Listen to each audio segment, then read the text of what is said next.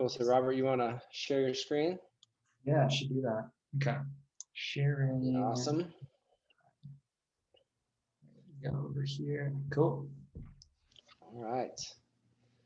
So yeah, so as I said, we are Nathan and Robert. Today we are talking about Tableau and Figma. So a while back did a tips and tricks on how to use Figma to make your dashboards prettier. And so there's a ton of interest in it, and folks asked if we could do a whole presentation on it. So that's why we're here today. And so we're actually going to be presenting in Figma. I asked Robert, I was like, hey, do you want to put a deck together? He's like, you mean PowerPoint? No, we're going to do this in Figma. I was like, okay, cool. So yeah, let's go over to the next slide. Yeah, so we already did a bit of intros, but Robert, is there anything else you want to add about yourself or whatever? Yeah, I mean, we talked about certifications earlier today. We were talking about how, like, what do you want to learn next? I think that everything that I've learned online. I've been doing that for the past 10 years. So if you look at me as a, I don't know, in composite or a combo of business, technical, and design, I've just been spending so much time since I graduated studying like technology. I mean, I think Kui is on the call. So Kui was my manager when I was in IT, studying SQL, asking him questions. And then, yeah, when I went to San Francisco, it's a little bit more on the design side. And that's where I got to work with some really cool companies. Pinterest was one of them, just pushing pixels around very painfully. So I wish I had Figma at that time. And yeah, since then, I've been working for some other companies like Nike, Apple, and I've got a main client, Propeller Industries, right now as a freelancer. But yeah, just a big mess of technical and design, but all self-taught. That's awesome.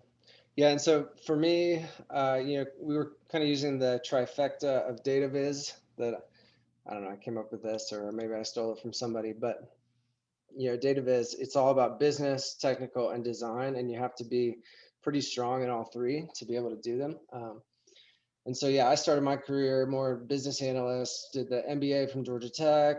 So definitely have a strong focus on the business side and how technology can enable decision-making and business. Technical kind of engineering background, picked up Tableau about 5 years ago. Just went through the partner certification. And then on the design side, don't really have any formal training. We always had an eye for design. And I've been using Figma for about a year, thanks to our boy Robert Crocker here, introduced me to it, and yeah, it's super fun. But yeah, so last presentation, you can slide over to the next one. Back on 02/20/2020, I don't know if you guys were in attendance. That was one of our, I think it was our last in-person ATUG before COVID. I gave a presentation, and I had this whole bit at the beginning about proposing that maybe the word analyst has the word anal in it for a reason. Because when I pump a gas, I always like to get it nice and even, or some kind of interesting number. I saw this on Consulting Comedy's Instagram, that I guess they retweeted it or whatever from underpaid employee, but February is this nice, beautiful rectangle shape. So we've definitely got something to look forward to. And then today's date, 1/21/21. I mean, doesn't get too much better than that. But yeah, so maybe good design is related to some of these strange obsessions that we have, or at least I have, as an analyst. So yeah, so next little slide there. Cool. So our presentation today, Robert and I will be walking through how we can use Figma and Tableau together to create better designed dashboards. So to help guide us through some of these fundamentals of design, we're actually using some concepts that are adapted from this book that I recently finished. It's called Joyful by Ingrid Fetto-Lee. Has that nice, joyful cover. But so in this book, she identifies 10 aesthetics of joy. So 10 different ways that physical attributes of our designs can generate joy from our users. And she defines joy as an intense, momentary experience of positive emotion. In our culture, we're kind of focused on happiness, which is kind of long, it's joy over a long period of time, but joy is an intense feeling of positive emotion in a short period of time. Most of her examples in the book tend to focus on product design because she was a product designer from IDEO, and interior design because a lot of physical spaces, it's just easy to comprehend this stuff. So, I mentioned Nelson's basement. Like, this is the reason why Nelson's basement gives him so much joy and so much of a better environment for him to work in. It's because of the physical space. Look at that, light colored walls. Hey, at the end, we should talk about how, how these principles apply to your physical space. But yeah, so if you've watched any sort of data viz talks in the past or been to a Tableau conference, I'm sure you've heard of this concept of pre-attentive attributes.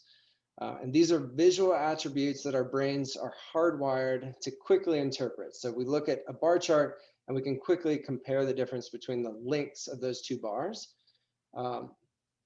But it's hard for us to maybe tell the difference between two hues of green or two slices of a pie chart.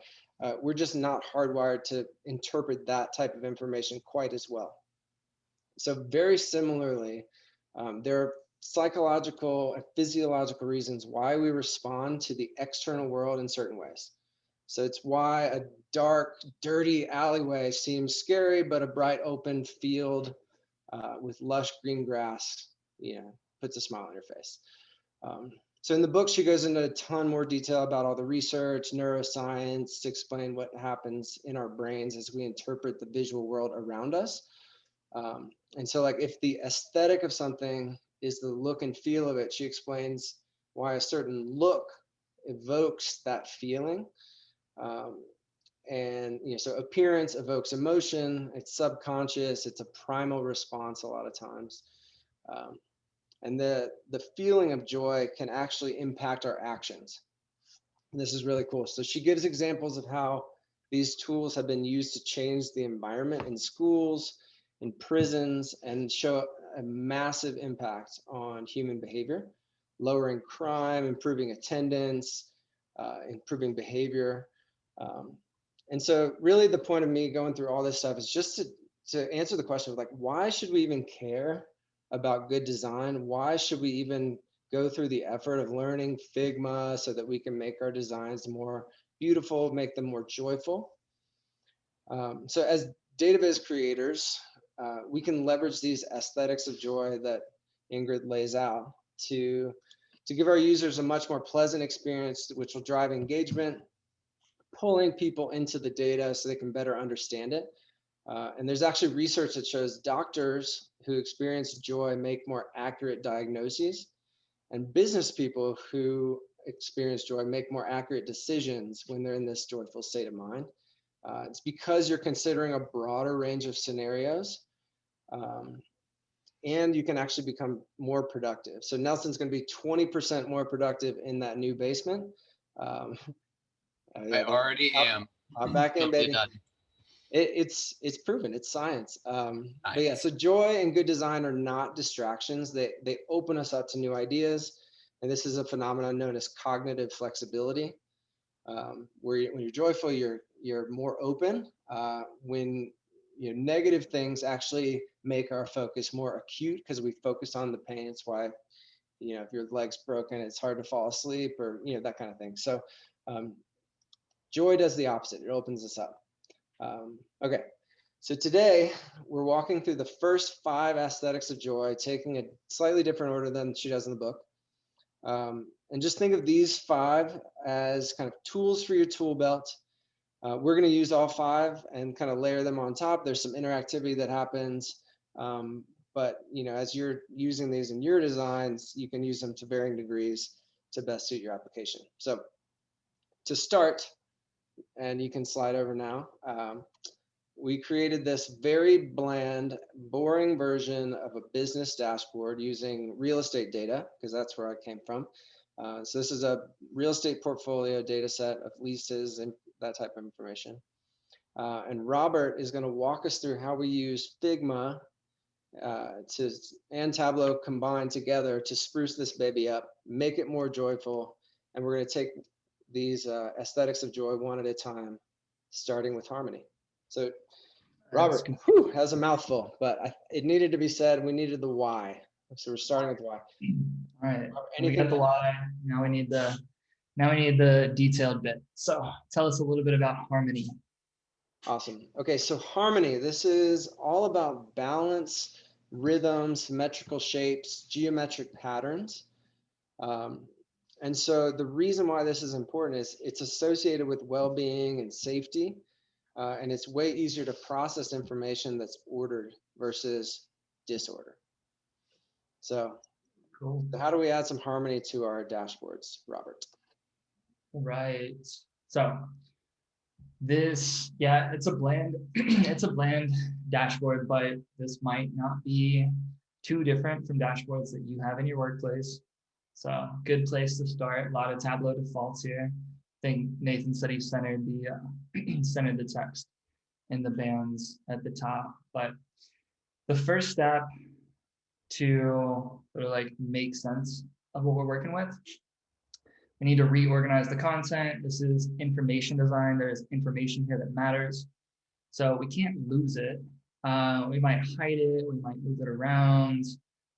So I've sort of identified a few groupings of the content. And if we look at it, let me just select this frame. All right, so we got our KPIs at the top. We've got our location information right there in the center. We've got another chart over here. Let's call that like comparison, I don't know, metric comparison, and leases expiring. Okay, so if that's what we're working with, that's what we need to organize and group together. We just need to figure out how to position that on the screen in a more harmonious way. So here's that in a more harmonious structure. And it, we've got the KPIs across the top. They're nicely centered. Our text is nicely centered. We've got area and area for the locations off to the left-hand side. The metrics on the right, just below the KPIs, it's all grouped together nicely. And these are also balanced, right? There's a little bit of a vertical rhythm. How do you get there with Figma, right? So what I'm gonna start to do is I'm gonna show you something called the layout grid in Figma. So let me just, I think, let's see here. We're gonna start with harmony. And it looks like my harmony, okay. I'm gonna go in and edit it. Right, so you got a couple layers here. So there's this concept called layout grids, and this comes from like manuscript design, but Figma has it in graphic design as well. So we're gonna give ourselves a 12-column grid, which does not seem to want to play. Let me see if I can get this to show up. No. All right, I'm gonna do it from scratch. Sorry. Okay, so layout grid. How do you do layout grids in Figma? We are going to add a layout grid. We are going to give ourselves a column grid, 12 columns. We're gonna center it, go with 80 pixels across and 20 pixels of gutter, okay? So there's an anatomy to this, but you can see with that, with that little layout grid, we've got some ways of structuring our content that's balanced, okay? The next step is gonna be getting that vertical rhythm. So we can add another layout grid, but this time we're gonna make it a row grid, right? We're gonna give ourselves 10 here, and I believe got, yeah, there we go. So I just created a row grid to get that vertical rhythm. Again, we've got harmony going left to right, harmony going up and down, and you can see that these elements in the screen, they actually fit perfectly in here. There's a little bit of spacing, a little bit of spacing. Everything's got its position, good stuff. And now we want to go put this into Tableau. So in Figma, just go down here in the panel on the right-hand side, and we're going to export this frame. So when I export it, it's going to be like, where do you want to put this guy? I'm going to call it Harmony. And then in Tableau, we've got my starting point. So when you're in Tableau, you need to know the dimensions of your frame. Those are up here on the right-hand side. We've got a 1440 by 1024. So we're just going to switch this from, yeah, fix this perfect. Got 1440 to 1024. So now we have a dashboard canvas that matches the size of our Figma frame. We just need to bring in that image. We're going to choose it. Got this Harmony PNG. We want to fit it and center it. And need to make sure that you remove the padding, right? Because if we made like pixel perfect aesthetics and then Tableau comes in and smushes it a little bit, it's going to distort things. So you just want to make sure over here in your layout or your item hierarchy that you don't have any, see, got a little outer padding. Just get rid of that. Okay, cool. Now we're set up and off to a good start. So the next point. And so Robert, real quick, so you created a frame in Figma that was that desktop size. Yes. And then in Tableau, you created a dashboard that was the exact same size, pixel perfect. But then when you exported from Figma, you did 2x the pixels just to make it crisper, right? So it's from a pixel density perspective, or? Yeah, the reason that I do 2x here, so you get this little drop down, you can export it, different resolutions for pixel densities. The reason I do 2x is that when I'm working with text in Figma, we'll see some text in Figma later. It's that bringing that into Tableau, if I do it at 1x, sometimes that text gets pixelated. So exporting it at 2x takes this massive image in Tableau, and then when you fit it, Tableau actually gives you the crisp text that you would expect to see in Tableau. So yes, if you're seeing some pixelation, export as 2x, and that should help. Cool. Thanks for clarifying. Cool. So that was Harmony, and you know, all about balance, symmetry. We saw how we used the Figma grid to create a really nice layout. The next one is freedom. And so freedom is all about open spaces, the sensation of wild nature, negative space, greenery, natural textures, materials. Basically, the idea is how do we help kind of soften the constraints of our man-made world? And so the reason why, you know, psychologically, physiologically, why this is joyful is because it, like this idea of being constrained is, you know, that's a negative feeling, whereas the ability to move around freely, if you think about if you're a wild animal and you want to be, you know, at the top of a hill with good visibility so you can escape from predators, there's nothing lurking behind. And so that's why freedom and kind of this sense of openness is a valuable trait to try to incorporate into our designs. Cool. All right, so I'm going to take that concept and try to inject it into what we have here. So that's where we left off. And we don't want to lose the organization that we had, you know, with what was above, but we do need to inject some space. And you might see this in like Apple stores. There's just a lot of white space. It's luxurious. You don't go in there and feel penned in. You don't feel anxious. You don't feel stressed. They have products all over for you to buy, but you're not feeling pressured to buy.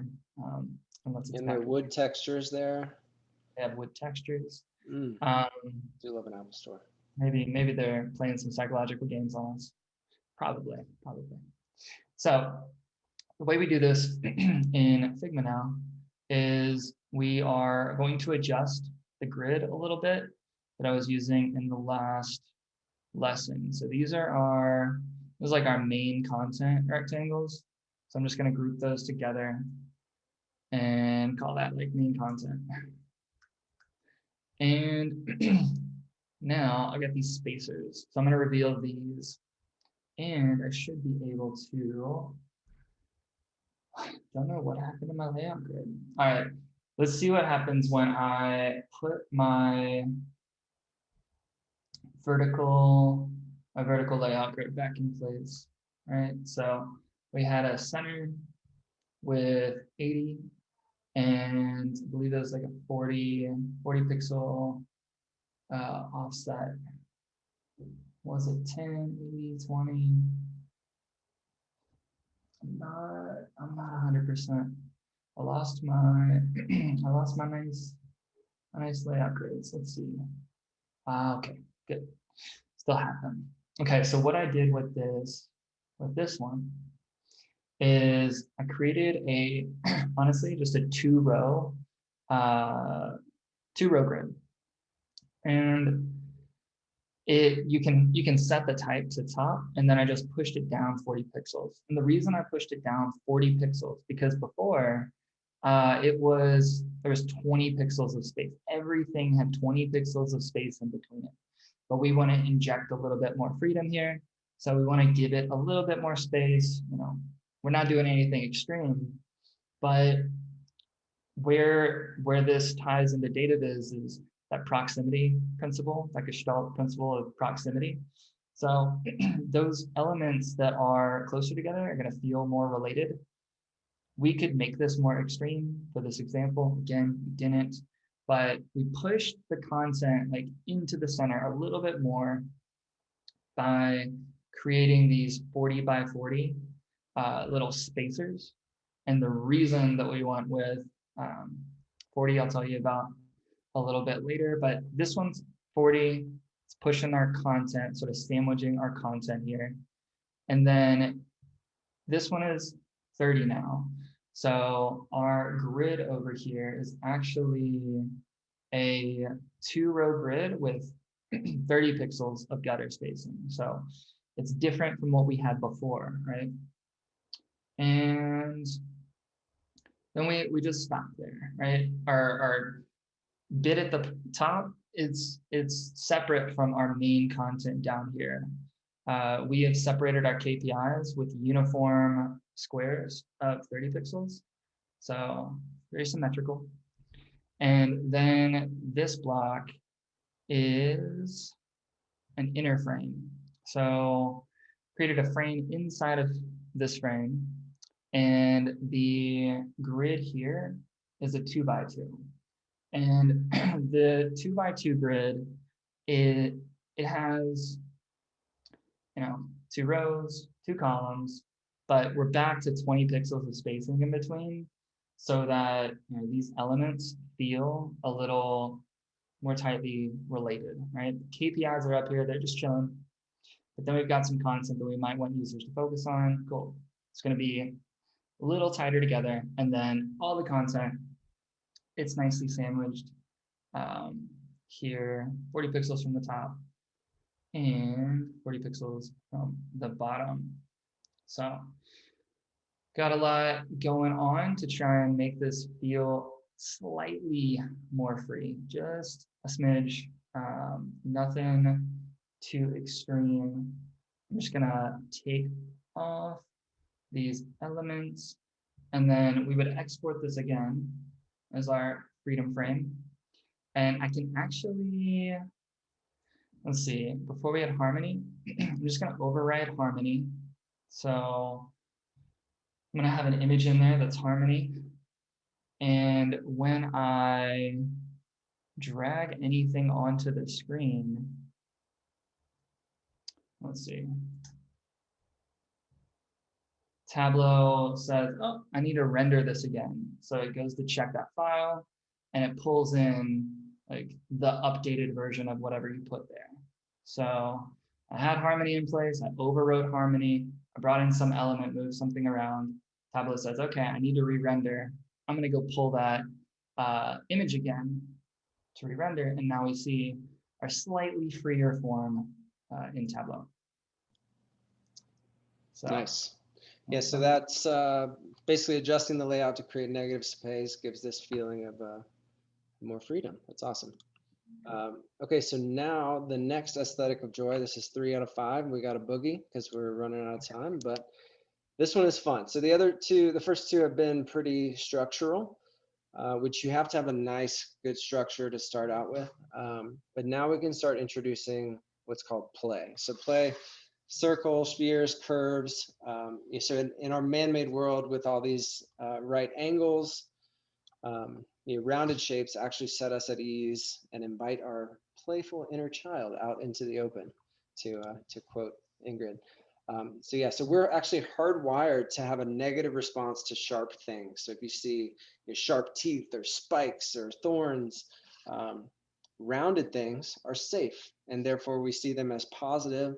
And that's why, all these fun things come from a circle or a sphere, right? So you think about balloons, bubbles, hula hoops, basically everything fun from your childhood is probably a circle. So, all right, Robert, take it away, buddy. So notice this is already a little bit more playful than it should be. So if we drop rounded corners, right? Quarter radius, okay? So this is what it should have looked like. We got boxes, okay? But we want to make this playful. And there are a couple fun things that we can do with Figma. We can first bring in some friendlier fonts. So a friendly font that I found is one called Valera. So I just downloaded this, put it in my font book, and then I've got it as a font I can use over here, Valera round. Nice. Then with icons, these are playful. We're going to get some rounded icons. Quick.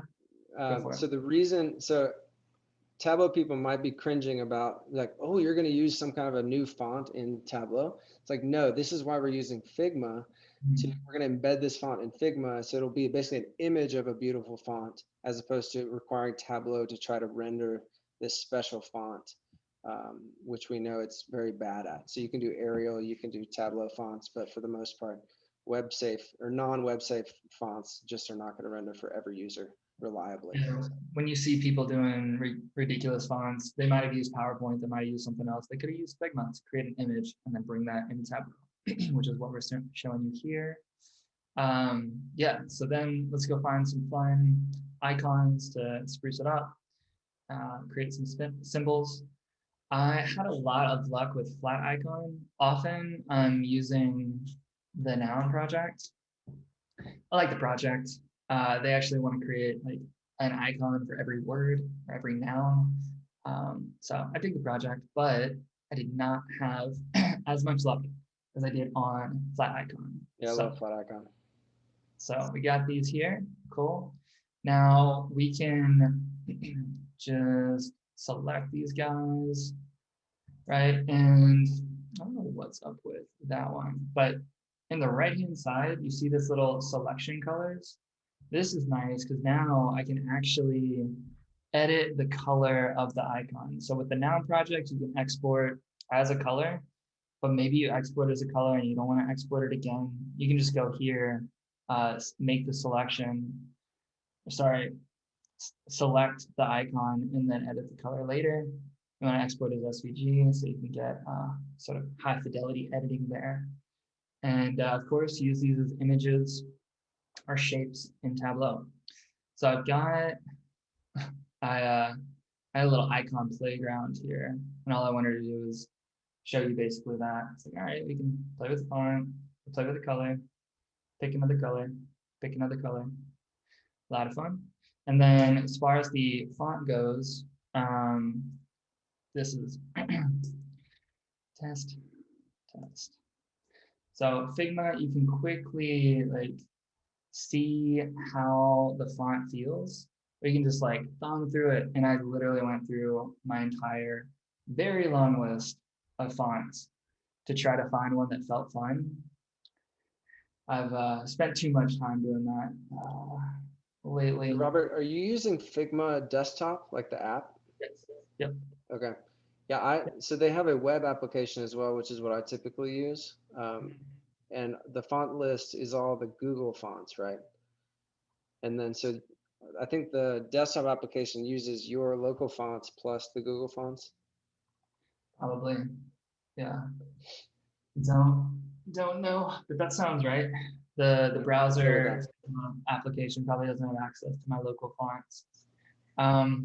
One thing I did with this particular font to make it extra bubbly was I actually added a stroke to it. Now you could like make it too fat to where it's unlegible. Maybe you want to do that. The Burger King font is pretty fat, and that's fun. I was hoping to get my hands on that, but I can't. Now we can see, all right, these characters are too tight together, and maybe you want to space them out a little bit. You can do all that. And you can do it very quickly in Figma. So that's some fun there. One other thing I want to share with people, if you've got a line and you want to make your lines a bit more fun, more joyful, then just hit this little ellipse inside the stroke, and that'll give you access to the end cap. You can make the end cap round, right? So now we've got round end caps, which is nice. Yeah, I love and if we take this and we were to extend it,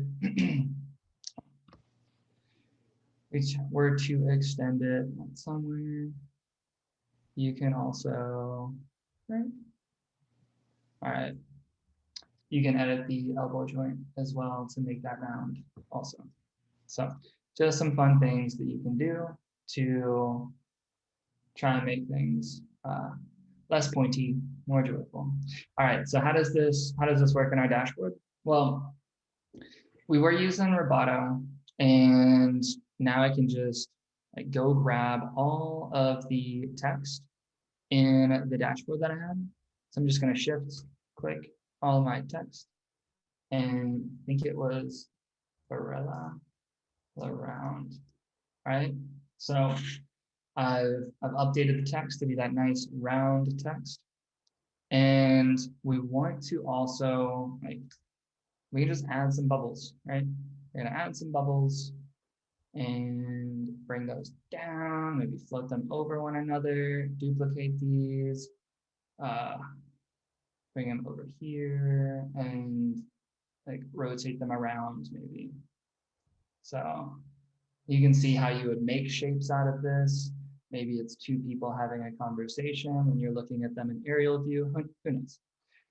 But we introduced some bubbles in our layout and also brought in those icons, right, where they make sense. And I believe that is all. We are going to export this and update our background image that was Harmony. So we're currently pointed to. And just go into Tableau, drop something else. Boom. And now we've got our structure with some more playful elements in it. All right. Nice. Yeah, so to summarize, we introduced play with some circles, rounding the edges of the containers in our font choices, in icons, and actually in the Tableau Viz, which we'll see in a little bit, we're using bubble charts, which are also fun. And so you could see introducing play through your actual Tableau visualizations as well. We're showing it right now, specifically in Figma. Yeah. Cool. So, anything else to add there? No, it's just that, we went from those square. I was just showing people how they can round the edges. Whenever you have a rectangle, you get this corner radius option. That's where you want to adjust the roundedness of that object or that shape. Okay. Yeah. Yeah, that's super helpful.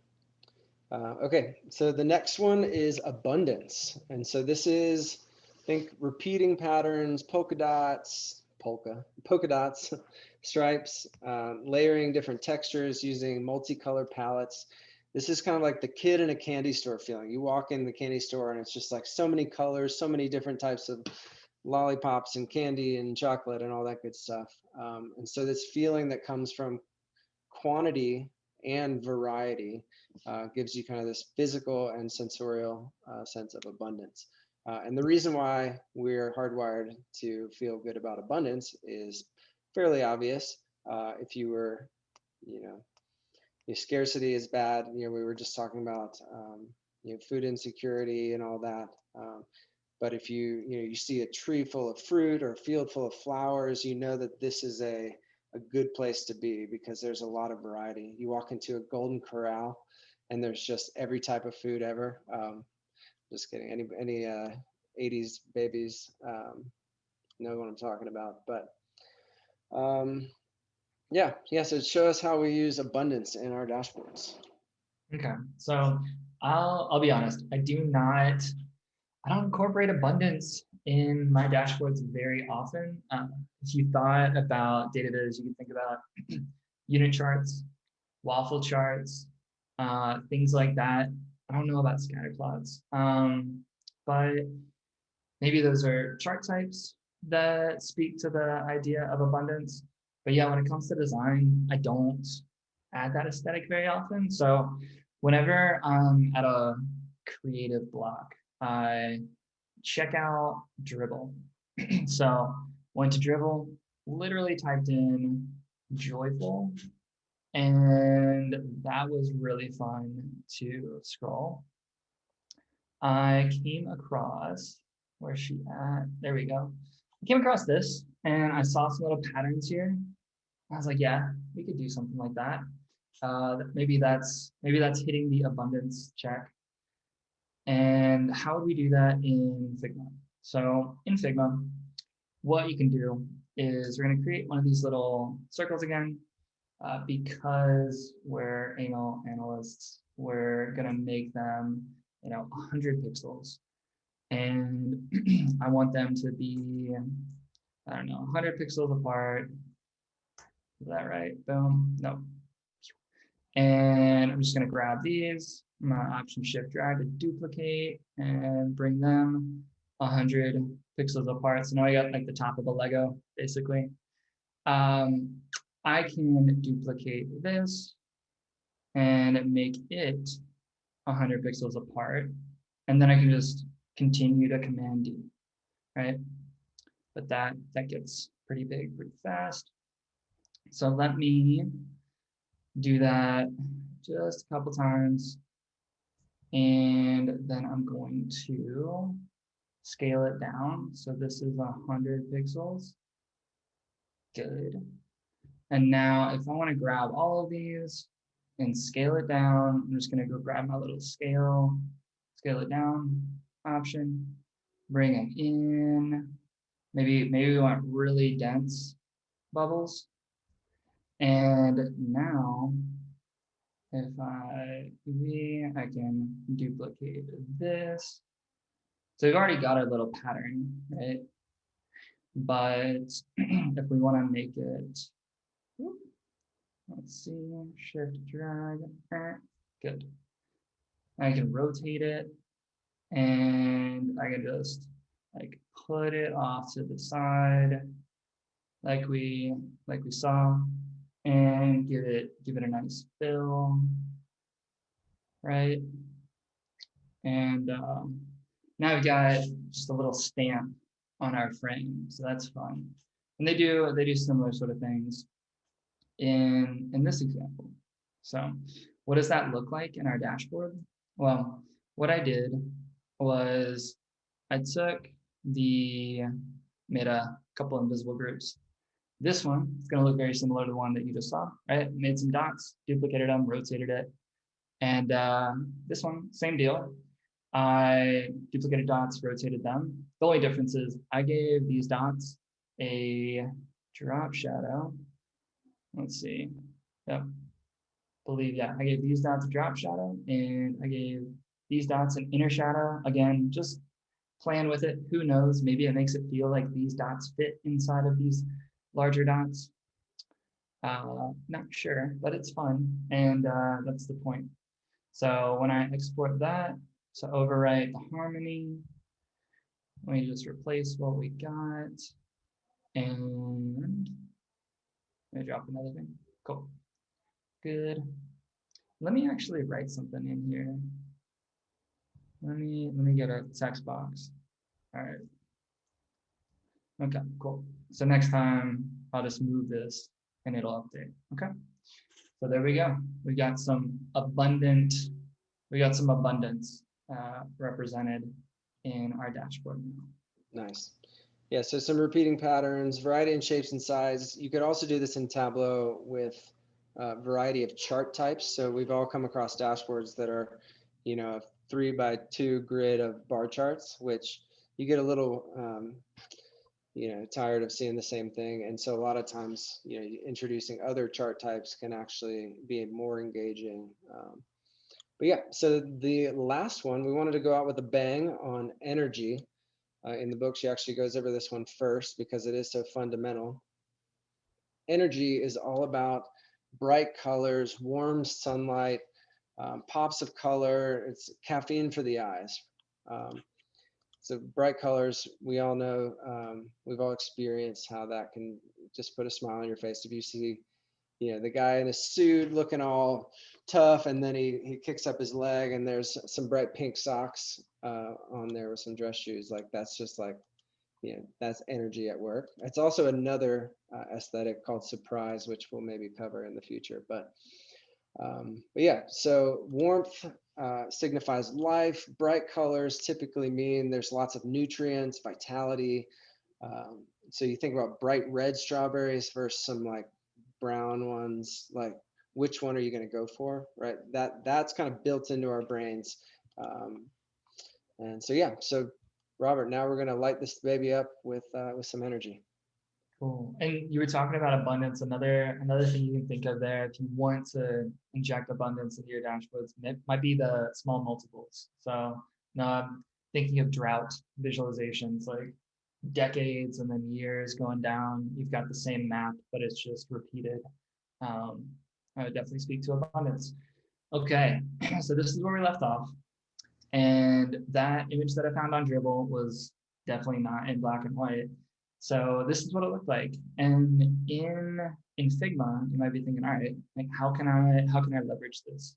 Well, what I often do is I create little rectangles, and I'll make these little rectangles again, like perfectly square.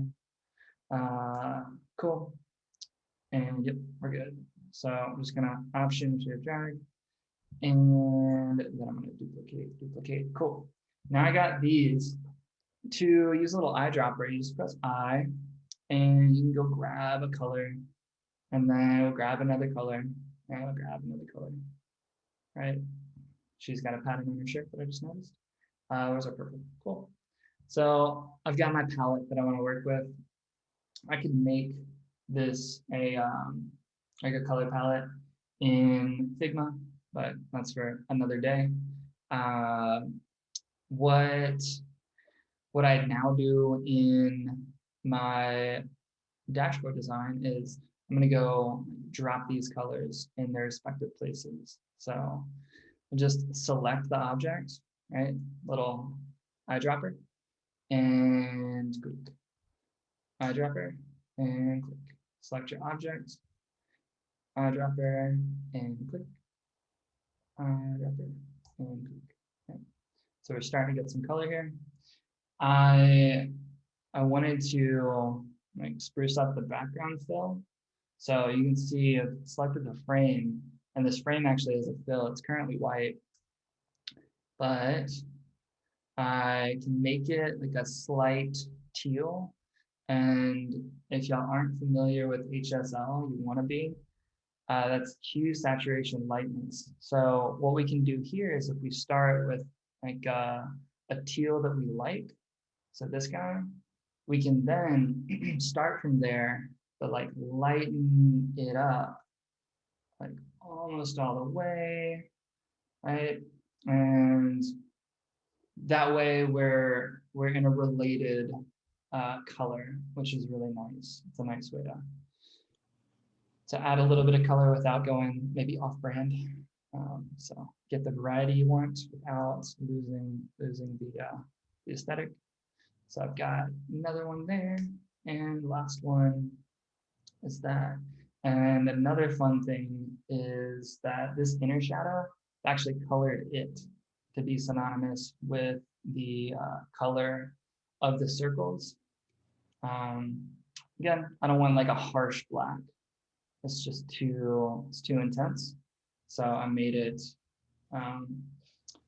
an off teal, right? And then we just throw this into our dashboard. And now you'll see how, like, imagine this is a chart. So I do this all the time. I'm like, okay, background image in Figma. I want to see it update. I just like grab a chart. And when you move it, Tableau re-renders. And now we see our energetic background in Tableau. Awesome. All right, so we are getting close on time here.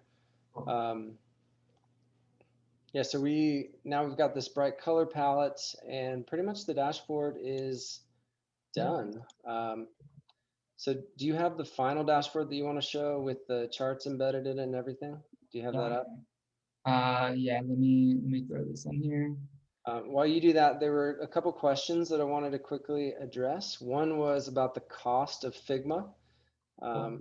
Figma is free it's a freemium product. So to start out, it's free for individuals. There's some limitations, but for the most part, look at that. So I know it's like, oh, very cool. You just did a bunch of stuff and then bam, it's done. We use Figma's like coordinates, right? So I click on this frame. It says I need to position my container at 130 to 59. Okay, Tableau. Like I got the container here, and this is at 130 to 59, right? It is just floating, but Figma tells me where to put it so that I'm lining it up with the background image. Yeah, so folks are asking about, is it tiled or is it floating? Are you stuck with floating? And it's actually floating tiles is what you tend to end up doing, right? Yeah. So he's got these two in the left side. We've got the map and the tree map in a vertical container that is kind of equally spacing the two vises, and then he's floated that in the exact right spot based on the Figma coordinates. Yeah. Yeah, and one thing that I didn't mention earlier, if y'all do want to learn about some of this stuff, I've got a course on layout grids, so that'll get you started off right. And this is going to be updated pretty soon with the guy that with the help of a guy that we're about to talk about. So yeah, didn't get to mention that earlier, but if you go to vizsimply.com, you can find a course to get you started with Figma right there. Yep, and I am a student of that course. I'm going through it right now, and it's pretty good, pretty helpful. Even though I've been using Figma for a while, but he starts with the basics and builds upon it. You know, for this presentation today, we definitely took a lot of shortcuts, and but you can learn a lot through that course. Okay, so my wife actually introduced me to this Joyful book, and so when she posts Instagram, sometimes she hashtags it joy spotting, which is, you know, there's this whole following of people who are constantly looking for joy out in the wild.